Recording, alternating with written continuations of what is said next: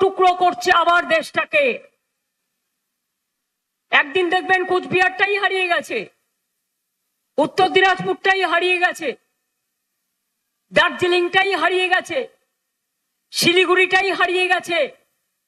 এদের লজ্জা নেই, ঘৃণা নেই, ভয় নেই। কিন্তু আমি বিশ্বাস করি, ঈশ্বরই বলুন, আল্লাহ বলুন, সর্বমনীষী ঠাকুরদের, আমি মনে করি মানুষ ভাবে এক, হয় আর এক। ধর্মের কল বাতাসে নড়ে, তুমি ভেবে যাও, করে যাও, আগামী দিন তুমি পাওয়ারে থাকবে না, ওটা 1 সেকেন্ডে উল্টে যাবে, এটা মাথায় রেখে দেবে। বঙ্গভঙ্গের বিরুদ্ধে বিশ্বকবি রবীন্দ্রনাথ ঠাকুর লড়াই করেছিলেন, বাংলা সাথে ছিল। আজও বলি, যদি আপনাদের অধিকার কেড়ে নেওয়া হয়, লড়াই আমাদের প্রথম থেকে লাস্ট অব্দি চলবে। আমরা ছেড়ে কথা বলার লোক নই। সবাই মাথা নত করে, আমরা করি না। আমাদের উপর অনেক অত্যাচার চলছে, জুলুম চলছে।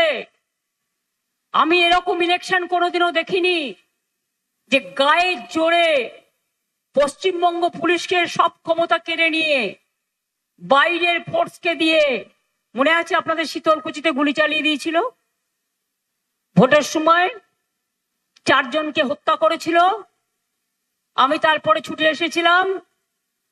সেই সব করব ধান্দাবাজি, আর কত অত্যাচার, আর কত অনাচার, আর কত ব্যভিচার, আর কত স্বৈরাচার। এই বাংলা বিরোধী শক্তি, তোমাদের থেকে বাংলার মানুষ চায় মুক্তি।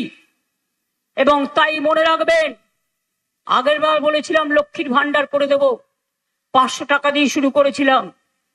এখন আপনাদের, আমি মুখে বলি না, আমি কাজে করে দেখাই, যেটা বলি সেটা করি। কারণ মানুষের জীবনে কথা রাখাটা হচ্ছে সবচেয়ে মূল্যবান জিনিস। ইলেকশনের সময় বলা সহজ, কিন্তু ইলেকশনের পর সব ভুলে যাওয়া, এটা বিজেপির ধর্ম, অন্য পার্টিদের ধর্ম। আর বিজেপি সব জায়গায় কিছু ইন্ডিপেন্ডেন্ট দাঁড় করিয়েছে টাকা দিয়ে দিয়ে। এদের চিনে রাখুন, এরা বিজেপির সাথে আর একটা করে গদ্দার।